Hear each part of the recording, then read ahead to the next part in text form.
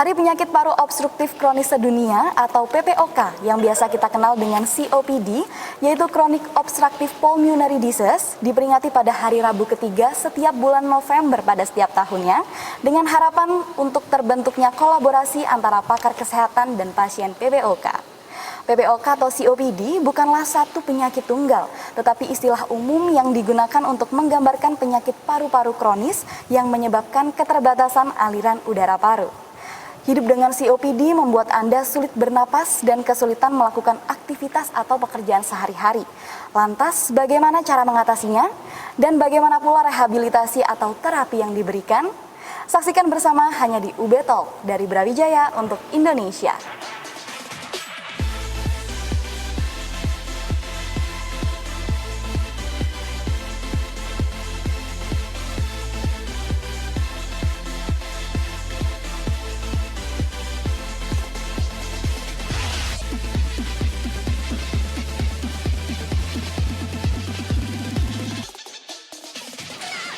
Halo pemirsa UB TV, senang sekali jumpa lagi bersama saya Risa Tiara dalam UB Talk dari Brawijaya untuk Indonesia. Hari ini UB Talk akan membahas tentang Hari Penyakit Paru Obstruktif Sedunia atau PPOK, dan saat ini di studio UB TV telah hadir yaitu Dr. Aditya Srilistionko SPP, yaitu dosen FKUB dan dokter spesialis paru. Halo dokter. Pagi, Mbak. Malam. Lalu juga ada Dr. Aldila Fitrianto, yaitu selaku dokter residen paru. Halo dokter. Halo. Oke, bagaimana kabarnya dokter hari ini? Alhamdulillah baik. Alhamdulillah baik ya. Dokter Dila bagaimana?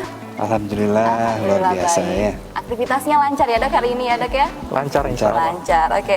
Nah hari ini kita akan membahas tentang PPOK nih dok, yaitu adalah Hari Penyakit Paru Obstruktif Kronik gitu. Boleh sebelumnya dijelaskan terlebih dahulu kepada pemirsa UB TV di rumah, sebenarnya yang dimaksud dengan penyakit paru obstruktif kronik atau PPOK itu seperti apa dok? Ya, Silakan. begini Mbak Tiara, jadi Mbak Risa ya Rias. Jadi penyakit ini sebenarnya penyakit yang umum ya, banyak diderita oleh masyarakat secara luas, umumnya mengenai penduduk usia tua. Jadi penyakit ini penyakit umum yang idealnya itu seharusnya dapat dicegah dan diobati. Nah, penyakit ini memberikan dampak apa? Memberikan dampak bagi kesehatan paru. Artinya pasien-pasien PPOK ini akan mengalami keluhan saluran nafas. Nah, masalahnya di mana sebenarnya? Masalahnya ada di saluran nafasnya itu. Tetapi PPOK ini juga memberikan kerusakan pada parunya sendiri. Ya, jadi kita sebut sebagai kerusakan di alveolus. Ya, jadi artinya tidak hanya di saluran nafas seperti asma, tetapi juga menimbulkan kerusakan pada paru. Nah, banyak disebabkan oleh paparan zat toksik ya, inhalan seperti asap rokok yang paling umum seperti itu. Oke, jadi tadi dokter sempat menyebutkan bahwa ini adalah diderita oleh penduduk usia tua, begitu dok? Ya. Apakah ini memang untuk penduduk usia tua saja, atau mungkin orang-orang yang usia muda seperti saya masih berkemungkinan ya, berkemungkinan untuk mengidap penyakit paru obstruktif kronik ini dok? Ya, secara umum di usia tua Mbak ya, jadi faktor risikonya ini memang dimiliki pada populasi laki-laki ya dengan usia lebih dari 40 tahun, dan dia memiliki riwayat resiko terhadap paparan seperti asap rokok misalkan. Karena memang yang namanya saja juga kronis ya, karena penyakit ini nantinya akan berkembang, penurunan fungsi paru itu akan berkembang menjadi lebih serius, menjadi penyakit paru obstruksi kronis ini di usia-usia tua. Tetapi juga masih memungkinkan di usia muda, tapi ya seharusnya tidak terlalu muda ya, karena ada kelainan genetik di sana. Tapi jarang terjadi pada kasus di Indonesia, itu sangat jarang. Ya, jadi kebanyakan berada di rentang usia tua. Usia tua, jadi 40 tahun ke atas begitu ya dok ya. Dan ini dominan laki-laki? Dominan lebih banyak terjadi pada laki-laki. Oke, dan tadi sempat disebutkan bahwa penyebabnya adalah asap rokok, gitu. Kalau untuk asap rokok sendiri, apakah perokok pasif atau perokok aktif nih dok? Atau dua-duanya berkesempatan? Ya gini, jadi baik perokok pasif ya maupun perokok aktif itu sama berbahayanya Mbak. Jadi kalau perokok aktif dia langsung terkena ya dampak dari paparan asap pembakaran kandungan yang ada di rokok tersebut ya. Perokok pasif juga kita sebut sebagai environmental tobacco smoke ya, ETS ya. Jadi ETS ini memberikan dampak yang sama ya, memungkinkan untuk terjadinya resiko penyakit-penyakit paru, salah satunya juga termasuk PPOK ini. PPOK ini Ya. tadi, oke. Nah, lalu kalau begitu tadi dokter juga sempat menyebutkan bahwa orang-orang yang mengidap PPOK itu mengalami keluhan saluran napas ya dok. Ya. Nah, keluhan saluran napas yang dialami itu apa saja sih? Nah gini, mungkin pemirsa di rumah juga harus aware ya, awas dengan gejala-gejala PPOK yang mungkin saya menderita PPOK, apalagi faktor resiko. Misalkan gini, saya laki-laki dulunya riwayat merokok, usia saya sudah lebih dari 40 tahun ya kayak gitu ya. Nah jika memiliki gejala-gejala sesak ya, sesaknya ini khas pada PPOK ini biasanya sesaknya dia progresif itu bertambah hari, bertambah bulan, bertambah berat dan sifatnya kronis ya. Kemudian dia juga sesak ketika dia melakukan aktivitas seperti itu. Kemudian yang kedua adalah batuk. Nah batuk ini bisa batuk yang intermiten, artinya ya suatu saat batuk kemudian sembuh, batuk lagi berulang seperti itu, atau batuk yang persisten itu terus menerus, bisa ada produksi dahaknya, bisa tidak ada. Kemudian juga gejala lain yang mungkin harus diwaspadai ketika pada orang dengan usia tua itu lebih cenderung sering terkena resiko infeksi saluran nafas. Nah seperti ini harus diwaspadai apakah dia PPOK atau tidak. Oke, jadi itu tadi untuk pemirsa di rumah agar aware juga ya dengan gejala-gejala dari PPOK ini sendiri. Mungkin dokter Dila ingin menambahkan? Sebenarnya kalau menurut saya orang awam itu belum familiar tentunya dengan kata-kata PPOK ini. Mereka lebih familiar kalau kita seringkali memberikan edukasi terhadap pasien, kita tuh malah menyebutnya ini penyakit paru molor. Paru molor. Iya, memang secara radiologis atau gambaran dari chest X-ray-nya itu parunya memang molor. Tadi yang sudah disebutkan sama Dr. Adit ya, tentang adanya kerusakan di alveoli. Nah itulah yang menyebabkan paru ini molor seperti itu. Jadi memang dari parunya sendiri juga berubah bentuk begitu ya dok? Iya, Menjadi bentuk benar. panjang. Benar. Ya. Jadi kalau untuk di Kota Malang sendiri nih dok, apakah sudah banyak pasien atau seperti apa nih yang mengalami keluhan PPOK ini sendiri? Iya. Kalau dari data kunjungan pasien di poli paru RSSA aja, itu memang pasien yang tertinggi yang kontrol ke poli paru adalah penderita PPOK. Oke, jadi Paling tinggi. angkanya juga masih tinggi ya? Iya, dok, ya? benar sekali. Karena dan di Indonesia pun sekitar tahun 2013 sih ya dokter ya? Riskesdas. Iya, Riskesdas 2013 itu dikatakan 3,7% dari populasi per 1 juta penduduk di Indonesia. Jadi memang cukup mengkhawatirkan. Iya. Di dunia itu hampir kalau nggak salah 384 juta orang satu dunia nih ya, dia menderita PPOK, dan itu memberikan beban baik morbiditas atau keparahan penyakit dan mortalitasnya juga cukup tinggi untuk PPOK ini. Mungkin karena juga disebabkan karena tingkat perokoknya tinggi mungkin ya dok ya, jadinya Bisa. mungkin PPOK-nya juga ikut tinggi. Ya sebenarnya ini angka kematiannya itu kalau tidak salah itu 3 juta per tahun di Untuk seluruh Indonesia? dunia, di seluruh Untuk dunia, dunia. dan nantinya diprediksi akan meningkat menjadi 5,4 kalau nggak salah juta per tahun. PPOK dengan berbagai komorbidnya. Nah, yang tadi itu benar, sebenarnya tidak hanya merokok yang menyebabkan, terutama kalau di Indonesia karena kita juga tinggi ya angka prevalensi merokok di Indonesia. Tapi kalau di dunia yang dimana dia tidak merokok, faktor penyebabnya biasanya adalah penuaan karena meningkatnya angka harapan hidup dan angka usia tua di negara-negara maju. Tapi kalau negara berkembang seperti Indonesia seperti ini biasanya dikaitkan dengan tingginya prevalensi merokok. Oke. Ya. Nah, kalau begitu dok, untuk orang-orang yang sudah berhenti merokok, apakah mereka masih berkemungkinan untuk terjangkit yang namanya PPOK ini dok? Jadi Silakan dokter Dila mungkin. Gini, intinya kan memang penyebab dari PPOK ini ada riwayat dia terpapar. Riwayat. Jadi, dok, saya merokok sudah berhenti loh. Tapi ternyata dia udah ada riwayat terpapar. Proses terjadinya penyakit ini kan tentunya sudah berjalan sejak dia mulai mengkonsumsi yang namanya rokok. Nah, jadi saya rasa kalau pasien sudah mengaku dia berhenti merokok, tetapi kita harus melihat bagaimana riwayat paparan sebelumnya, seperti itu. Lalu kalau untuk diturunkan kepada keturunannya, apakah memungkinkan itu, dok?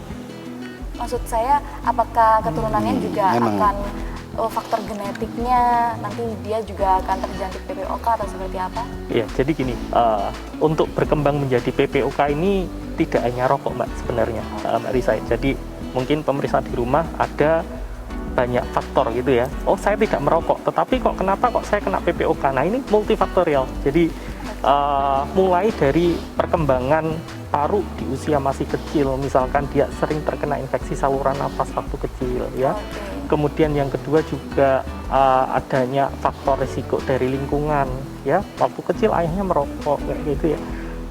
Dia juga sering kontak dengan lingkungan orang dengan merokok, padahal dia nggak merokok kayak gitu. Kemudian juga ada dikaitkan dengan juga faktor genetik juga, karena beberapa dari studi juga mengatakan bahwa ada kelainan defisiensi enzim alfa-1 antitripsin namanya, yang itu yang menyebabkan kelainan-kelainan PPOK. Banyak faktor sosial ekonomi, faktor lingkungan, paparan pekerjaan, dan masih banyak lain yang menyebabkan pasien tersebut berisiko untuk berkembang menjadi PPOK. Oke, jadi itu tadi seperti faktor penyebab dari PPOK ini sendiri ya, dok ya. Oke, kalau begitu nanti kita akan membahas lebih lanjut tentang PPOK. Jadi pemirsa UB TV jangan kemana-mana, tetap di UB Talk dari Brawijaya untuk Indonesia.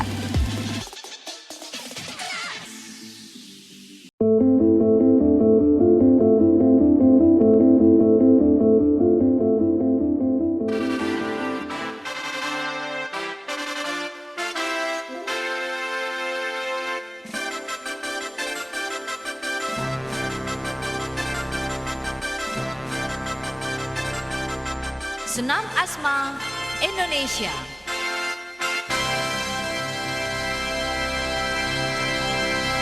Pemanasan.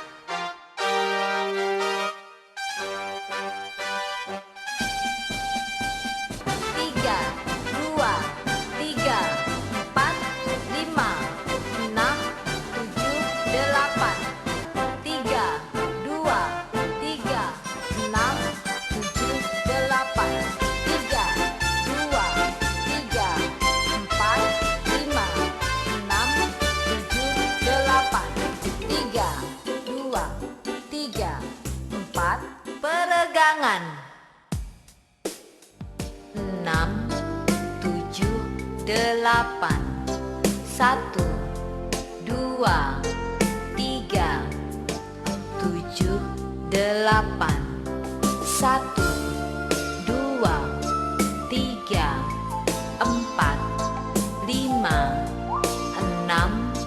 Berolahraga untuk menjaga kesehatan diri dan kesehatan paru khususnya dapat dilakukan kapanpun, baik berkelompok maupun sendiri. Salah satunya senam asma. Dimulai dengan gerakan pemanasan dan peregangan yang bertujuan untuk menyiapkan otot sendi, jantung, dan paru sehingga tubuh dalam keadaan siap untuk melakukan latihan.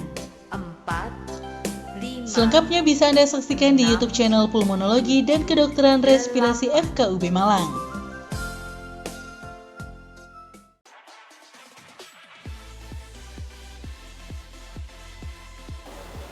Masih dalam UB Talk dari Brawijaya untuk Indonesia, dan saat ini juga di studio UB TV masih ada Dr. Aditya Srilistiako SPP, yaitu dosen FKUB dan dokter spesialis paru. Lalu juga ada Dr. Aldila Fitrianto, yaitu selaku dokter residen paru. Dan hari ini kita juga masih membahas tentang PPOK, nggih Dok, nggih? Oke, PPOK atau penyakit paru obstruktif kronis. Nah, kalau begitu nih Dok, tadi sempat di segmen pertama kita sudah membahas sedikit tentang PPOK. Sekarang yang saya ingin tanyakan adalah Dok, apa sih sebenarnya bahaya dari PPOK ini sendiri? Monggo silahkan. Ya, mungkin saya dulu ya, nanti biar ditambahkan Dokter Aldila. Monggo Dokter. Jadi seperti yang disebutkan sebelumnya ya. Jadi PPOK ini memberikan beban morbiditas atau keparahan penyakit ya, dan sekaligus juga beban mortalitas atau tingginya angka kematian. Jadi memang kalau yang di Gold itu disebutkan 384 juta penduduk dunia itu sudah terjangkit ini si PPOK ini. Nah, angka kematiannya juga ditengarai semakin lama semakin meningkat seperti itu. Bahkan diprediksi di 2060 ya kalau nggak salah itu 5,4 juta per tahun. Bayangkan itu angka yang sangat fantastis kan kayak gitu. Nah, PPOK ini juga memberikan dampak ya bagi kesehatan ekonomi ya. Jadi pasien-pasien PPOK ini cenderung dia disabilitas dalam hal pekerjaan misalkan. Karena dia merasa sesak untuk aktivitas sehari-hari saja dia bahkan mungkin kesulitan ya. Jadi kalau PPOK-nya sudah derajat sedang sampai berat ya, untuk aktivitas sehari-hari itu dia sudah ada gejala. Jadi kalau bahkan yang sampai yang derajat yang paling berat itu ya di Gold 4 itu disebutkan seperti istirahat memakai baju saja dia sudah sesak. Nah, seperti ini bagaimana mungkin dia akan bekerja ya, beraktivitas, kemudian juga beban psikis. Oh, saya merasa tidak mampu, tidak mungkin bekerja, sehingga dia merasa terbebani dari sisi psikososialnya, tidak mau bertemu dengan orang lain dan sebagainya. Di satu sisi juga bahayanya adalah komplikasinya, Mbak. Ya, jadi komplikasi PPOK ini banyak hal, dan penyakit penyerta pada PPOK ini juga banyak ya. Salah satunya misalkan diantaranya ya PPOK ini memberikan dampak atau resiko untuk berkembang menjadi penyakit jantung ya. Kemudian juga faktor penyertanya juga ya, Dokter Dila, osteoporosis ya, penurunan massa otot. Jadi kalau kelihatan pasien PPOK usia tua itu dia kurus, massa ototnya kecil ya, kemudian dia juga kemungkinan terjangkit osteoporosis ya, dan penyakit-penyakit penyerta yang lain seperti itu. Benar. Mungkin Dokter Dila ingin menambahkan? Benar sekali tuh yang dikatakan Dokter Adit. Jadi saat ini memang PPOK itu bukan melulu ke penyakit paru, tapi sudah meliputi penyakit sistemik. Karena sekali lagi tadi faktor risikonya kan rokok. Rokok itu berdasarkan beberapa penelitian ya, bukan hanya menyebabkan ke penyakit paru, penyakit jantung, penyakit vaskuler, dan juga penyakit-penyakit setidaknya dulu kita juga ada burger disease ya, itu juga penyebabnya adalah rokok. Nah, di lain pihak PPOK ini sendiri akan memiliki komplikasi tadi seperti dikatakan, mulai dari gagal jantung kanan, hipertensi pulmonal, dan banyak sekali komplikasi sistemik yang akan timbul nantinya pada penyakit PPOK ini. Jadi PPOK ini rentetannya banyak begitu ya, Dok? Benar ya? sekali. Benar. Jadi tidak melulu hanya ke paru saja deh, bisa menyebabkan ke yang lainnya akhirnya. Oke. Oh, ini juga cukup bahaya juga ya, Dok ya. Bahkan mungkin di Indonesia juga tadi sempat disebutkan bahwa tinggi sekali untuk angka yang terjangkitnya begitu ya, Dok ya. Jadi merupakan suatu warning mungkin untuk kita semua ya, Dok ya. Oke. Nah, tapi kalau sebahaya ini PPOK, apakah PPOK ini bisa dicegah, Dok? Monggo silahkan. Mungkin dari Dokter Dila dulu atau Dokter Adi dulu? Dokter Dila. Oke, baik. Memang pencegahan utamanya sampai saat ini, bagaimana kita bisa mencegah PPOK adalah kita harus menghindari faktor risikonya sampai saat ini. Kalau orang merokok, ya sudah stop merokok. Stop smoking. Itu memang paling utama aja menurut saya sampai saat ini, bentuk pencegahannya hanya ke arah kita harus menghindari faktor risiko yang bisa menyebabkan seseorang itu menderita penyakit paru, obstruksi kronis ini. Oke, jadi stop merokok. Tapi apakah begini, Dok? Dari rokok yang berbahaya kan asapnya, gitu kan, Dok? Apakah asap-asap lainnya tuh juga berbahaya juga, Dok? Misalnya asap kendaraan, asap dari pabrikah, atau seperti apa? Baik, memang dari Gold sendiri mengatakan sebenarnya PPOK ini terjadi akibat paparan yang lama ya dari gas-gas atau asap yang berbahaya. Memang salah satunya adalah rokok, asap rokok. Tapi apakah hanya asap rokok? Tidak. Tentu saja tidak. Bisa juga disebabkan oleh paparan dari gas-gas atau asap yang lain. Ya, seperti salah satu contoh kita pernah punya pasien nih, dia tidak pernah merokok, wanita. Coba, tadi kan dokter itu mengatakan pasien paling banyak adalah pria. Ini wanita, dia menderita COPD. Apakah wanita itu merokok? Ternyata tidak. Nah, ternyata dia hanya ada riwayat sebelumnya memasak dengan kayu bakar terus-terusan. Oke, jadi asap kayu bakar pun juga berbahaya ya dok ya? Iya. Oke, kalau gitu mungkin dari dokter Adit ingin menambahkan? Polusi ya, kendaraan, polusi pabrik ya. Ada yang beberapa yang menyebutkan terkait dengan kita sebut sebagai PM25 ya, partikulat meter 25. Artinya dari segi ukuran partikulat yang bisa masuk ke saluran nafas kita. Nah, kenapa kok rokok ya? Karena ini menjadi concern ya sebenarnya ya. Kalau rokok itu dibandingkan dengan asap kan tidak mungkin ya Mbak ya, orang menghisap asap knalpot atau asap pabrik dengan secara sengaja. langsung gitu kan nggak mungkin dengan sengaja ya kan. Kalau rokok ini kan sengaja ya. Jadi ini bisa dicegah ya. Dicegahnya itu maksudnya seperti itu. Jadi penyakit ini sangat memungkinkan untuk dicegah. Jadi harus perlu ini ya kewaspadaan dini ya kayak gitu ya. Misalkan saya nggak ingin nanti di usia tua saya terkena PPOK, ya wes sudah jangan merokok. Kalau memang sudah merokok ya stop sedini mungkin. Stop sedini ya, mungkin. Seperti itu. Oke, kalau begitu tadi langkah pencegahan dari PPOK ini sendiri ya dok ya. Nah kalau begitu untuk tema tahun ini terkait dengan hari COPD nih dok, temanya untuk tahun ini apa? Karena kan biasanya setiap tahun memiliki tema yang berbeda-beda begitu kan ya dok ya. Monggo silahkan dokter Dila dulu. Izin menjawab gitu dokter. Ya memang temanya kita untuk COPD ini hari ini tahun ini ya.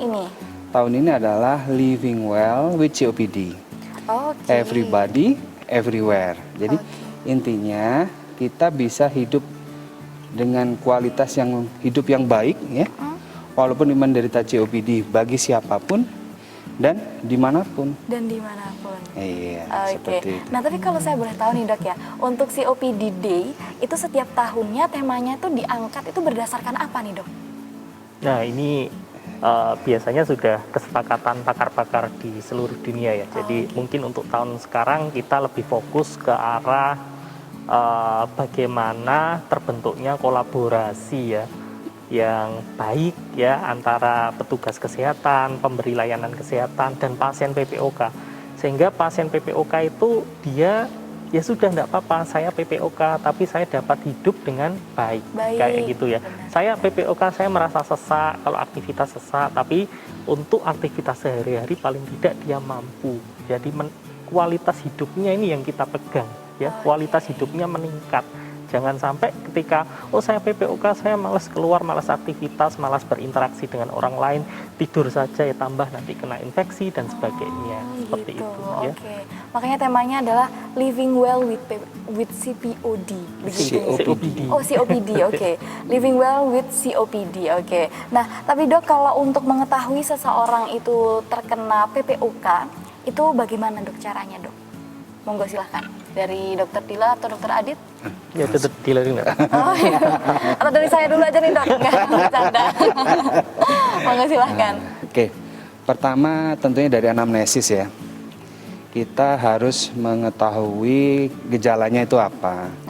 Memang dari awal disebutkan oleh dokter Adit sendiri, gejala yang paling dominan adalah sesak yang progresif, disertai dengan adanya batuk, ya, batuknya juga kronis ya, dengan atau tidak disertai oleh produksi sputum. Nah, terus kemudian ada riwayat dia paparan dari asap ataupun gas yang berbahaya ya. Tadi salah satunya memang paling kuat adalah asap rokok. Jadi ada riwayat dia merokok. Nah, dari situ dan usianya sudah masuk ke usia yang tadi disebutin, ini udah usia untuk dampak dari paparan asap rokok ini usianya di usia lebih dari 40 tahun. Nah, ini jadi kita sudah mulai aware nih. Ini pasien ini jangan-jangan keluhan sesak, kemudian ada batuk, jangan-jangan udah ke arah COPD. Nah, jadi kita sudah mulai melakukan screening pada pasien ini. Untuk pertama kali yang kita lakukan ya pemeriksaan paling simpel ya chest X-ray. Dari chest X-ray untuk gambaran yang khas gambaran yang khas pada PPOK itu adalah ya penyakit paru molor. Memang parunya molor. Jadi paru itu molor memanjang seperti ini. Jadi ya memang gambaran khasnya seperti itu. Seperti itu. Jadi ketika pemirsa BTV di rumah mungkin merasakan gejala yang tadi telah disebutkan, buru-buru ke rumah sakit untuk melakukan X-ray itu tadi, ya, di screening seperti itu. Oke. Nah, tapi kalau untuk pengobatan pada pasien PPOK sendiri, itu seperti apa nih, Dok?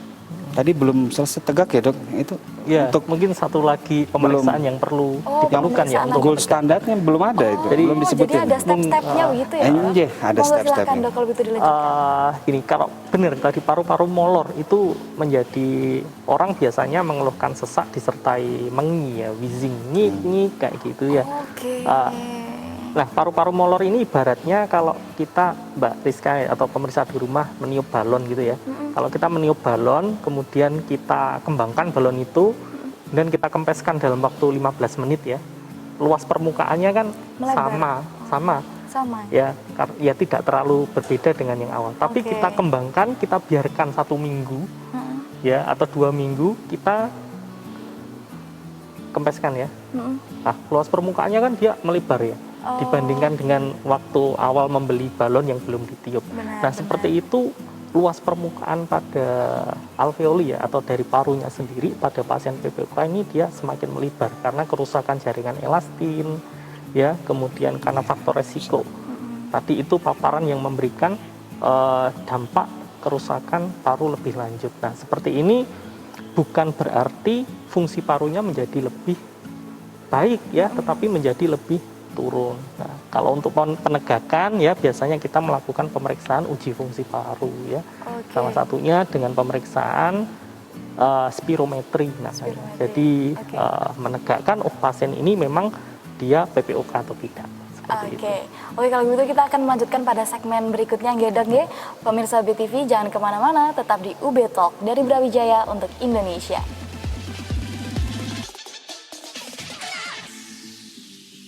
Gerakan inti bagian pertama. Tarik napas pada hitungan 1 dan 5. 3, 2, 3, 4, 5, 6, 7, 8. 3, 2, 3, 4, 5, 6, 7, 8. 3, 2, 3, 4, 5, 6, 7, 8. 3. Gerakan inti bagian kedua.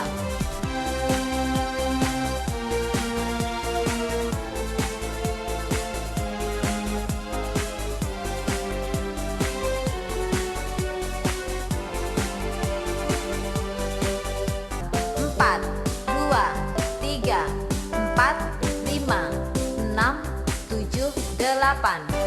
4, 2, 3, 4, 5, 5, 6, 7, 8. 4, 2, 3, 4, 5, 6, 7, 8. 4, 2, 3, 4, 5, 6, 7, 8. 4, 2, 3, 4, 5.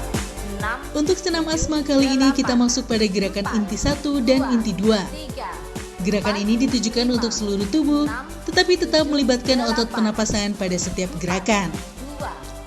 Gerakan inti bertujuan untuk memperlancar gerak sendi di seluruh tubuh, sehingga mampu melakukan aktivitas maksimal. Selengkapnya bisa Anda saksikan di YouTube channel Pulmonologi dan Kedokteran Respirasi FKUB Malang. 5, 6, 7, 8.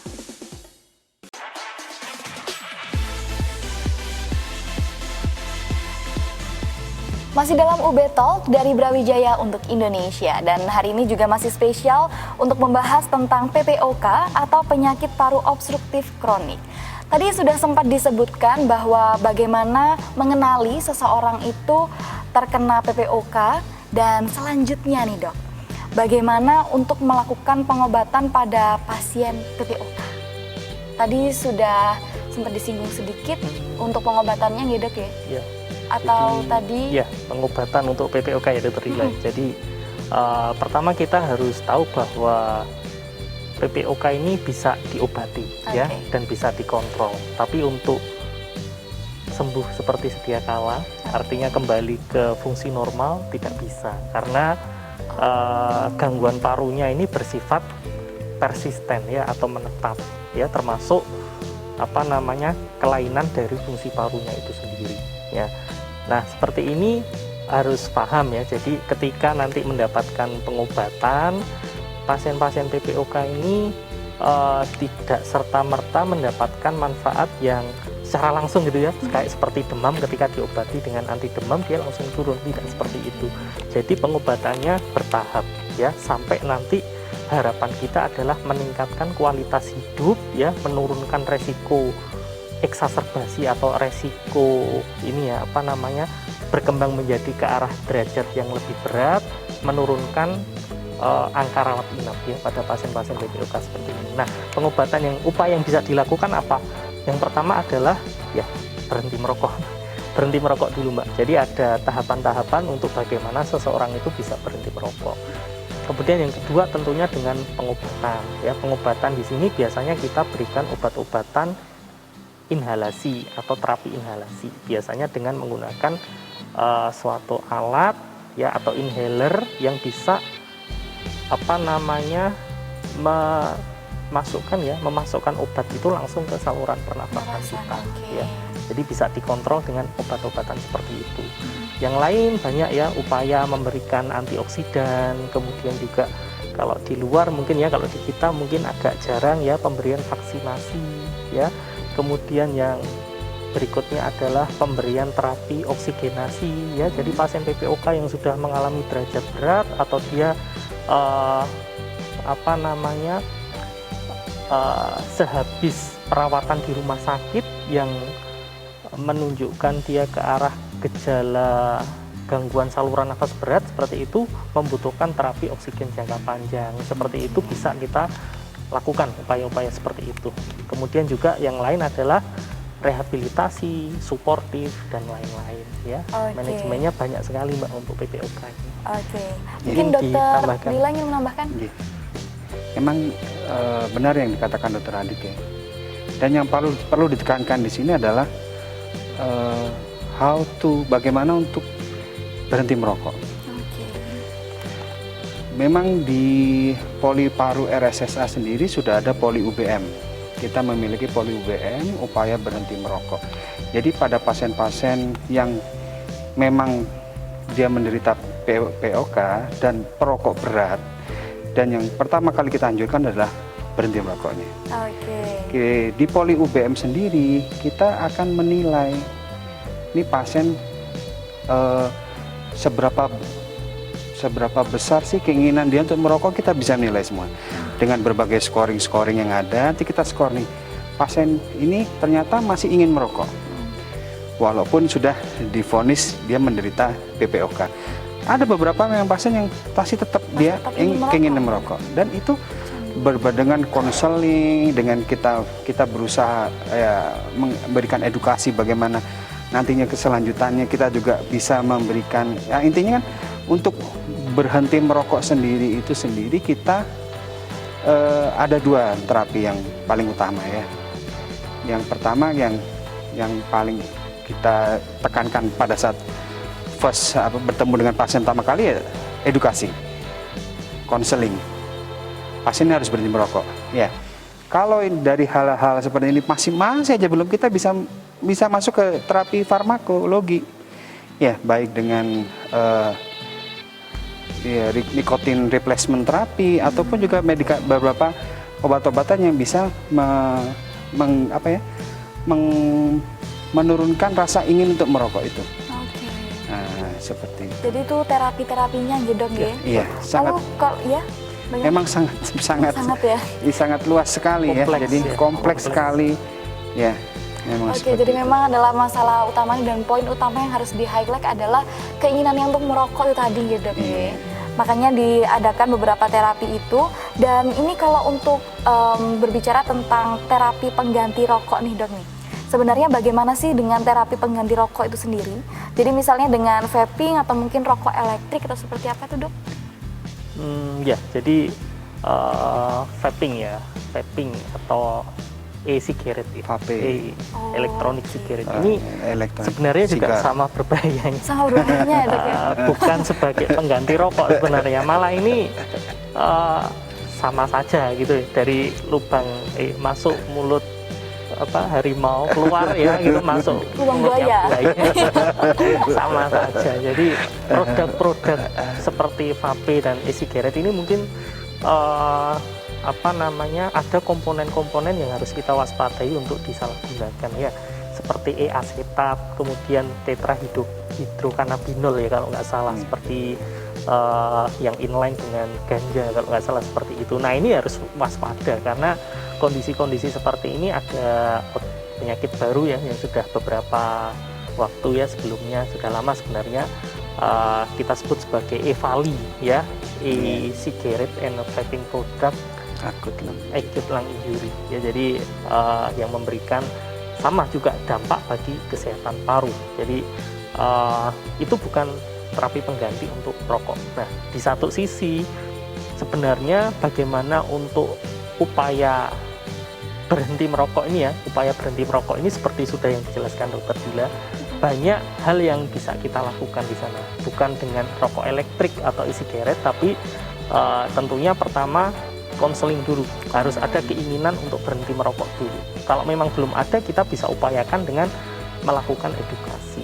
Kemudian terapi farmakologis, mungkin kalau NRT gitu ya, nicotine replacement therapy itu kalau tidak salah belum ada di Indonesia ya, seperti dan juga ada beberapa obat-obatan varenicline, bupropion itu yang sudah dipakai di luar tapi di kita belum ada. Tetapi ada ya terapi farmakologis dengan pemberian antioksidan ya, asetilsistein ya. Jadi mungkin kalau pada orang perokok di rumah, kalau kan stres oksidan ya, stres oksidatif ya kalau orang merokok ya, ketidakseimbangan itu yang memberikan kerusakan di paru ya. Mungkin kalau di orang merokok coba diperbanyak untuk minum air putih ya, makan buah-buahan, makan sayur-sayuran ya, untuk mengurangi dampak yang tidak diinginkan ya. Tapi yang paling utama ya tetap berhenti merokok seperti itu.